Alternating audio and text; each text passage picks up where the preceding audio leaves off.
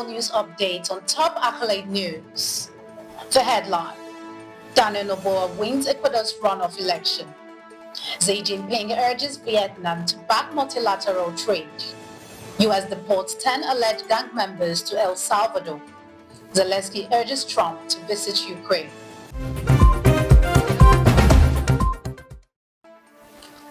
In politics, Daniel Noboa wins Ecuador's runoff election. Ecuador's center-right President Daniel Noboa has secured a decisive win in the presidential runoff election, earning a full 4-year term after defeating with 56% of the vote. Noboa, who came to power in a snap election in 2023, celebrated the result as historic and pledged to continue its tough military crackdown on violent drug gangs that have plagued the country. His rival Gonzalez has rejected the result, claiming fraud without evidence. As Noboa pushes forward with plans for maximum security prisons, constitutional reforms, and closer ties with the US, he now faces the challenge of reducing violent crime and restoring public trust in a country still grappling with power cuts, unemployment, and deep political divisions.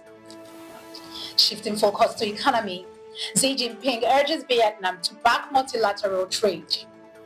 Chinese President Xi Jinping has kicked off a major diplomatic tour to Vietnam, calling on Hanoi to join China in defending multilateral trade and global supply chains amid escalating tensions with the US over tariffs. Xi's visit, which also includes stops in Malaysia and Cambodia, comes as Southeast Asian nations face uncertainty following President Trump's 90-day pause on most US tariffs, which previously hit Vietnam and Cambodia the hardest. As Xi promotes China as a stable economic partner, the two countries are expected to sign around 40 agreements, including railway and green energy deals. While trade ties are growing, territorial tension in South China Sea continues to linger. Xi emphasized the need to manage differences peacefully and deepen cooperation in a region increasingly caught between the US and China. Moving to international relations, US deports 10 alleged gang members to El Salvador. The US has deported another 10 alleged gang members to El Salvador, Secretary of State Marco Rubio announced on Sunday. The detainees are reportedly linked to organizations which the US has designated as foreign terrorist groups. Rubio hailed the deportation as a symbol of the growing security alliance between President Trump and Bukele.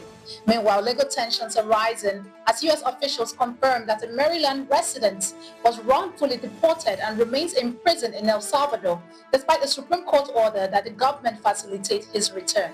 Immigration advocates are challenging the administration's use of old-century laws and says deportees were denied the chance to contest claims that they were gang members. Moving to conflict, Zelensky urges Trump to visit Ukraine. Ukrainian President Zelensky has invited Donald Trump to visit Ukraine before proposing any peace deal with Russia, urging him to witness firsthand the devastation of war, including the latest deadly missile strikes on Sumy, which killed 34 civilians, including 2 children. The attack, one of the deadliest this year, has sparked global condemnation, with leaders from France, Germany, the UK, and the EU labeling it a war crime and calling for stronger international action. Trump called the strike horrible, while his envoy to Ukraine said it crossed any line of decency. The United Nations also denounced the attack and emphasized the urgent need for a ceasefire that respects Ukraine's sovereignty. You are watching the Global News Update on Top Accolade News. Do stay with us. Still to come.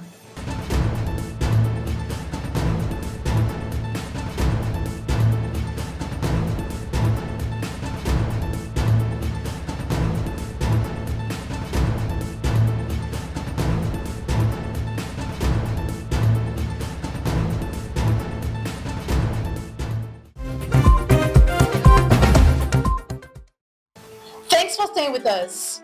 Still in conflict, Gaza paramedic found in Israeli detention. The International Committee of the Red Cross has confirmed that Palestinian paramedic Assad al-Nasasra missing since a deadly Israeli strike on a medical convoy in Gaza 3 weeks ago, is being held in Israeli detention. The strike killed 15 other emergency workers, and the Palestinian Red Crescent Society, which employed Nasasra, accuses Israeli forces of a deliberate attack and demands his immediate release. The IDF has yet to confirm his detention and has offered conflicting accounts of the incident, initially claiming the vehicles were suspicious before video evidence showed the ambulances had active emergency lights. Humanitarian groups are calling for an independent international investigation, while the ICRC says it has been denied access to any Palestinian detainees since October. In crime, man arrested after attack on Pennsylvania Governor's residence. A 38-year-old man has been arrested and faces charges including attempted murder and terrorism after an alleged arson attack on the official residence of Pennsylvania Governor Josh Shapiro.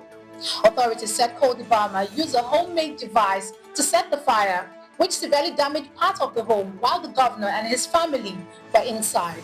All were safely evacuated. The attack occurred just hours after the family celebrated the first night of Passover. At an emotional news conference, Shapiro said he refuses to be intimidated by the act. Investigators believe Balmer breached the perimeter of the residence, and while the motive remains unclear, the case is being treated with the highest seriousness due to its potential political and personal implications. In entertainment, Meta monopoly trial begins. A high-stakes antitrust trial against Meta, the parent company of Facebook, kicked off today in Washington with the Federal Trade Commission aiming to break up the tech giant by forcing it to sell Instagram and WhatsApp. The FTC argues Meta's acquisition were a calculated strategy to crush competition and maintain its monopoly on social networking, citing internal emails from CEO Mark Zuckerberg as evidence. Meta denies wrongdoing, saying rivals like TikTok and YouTube prove the market is competitive. The trial could stretch over 37 days and marks one of the most aggressive efforts yet to rein in big tech dominance, with far-reaching implications for the tech industry and future mergers. Now in sports, Liverpool moves closer to Premier League title.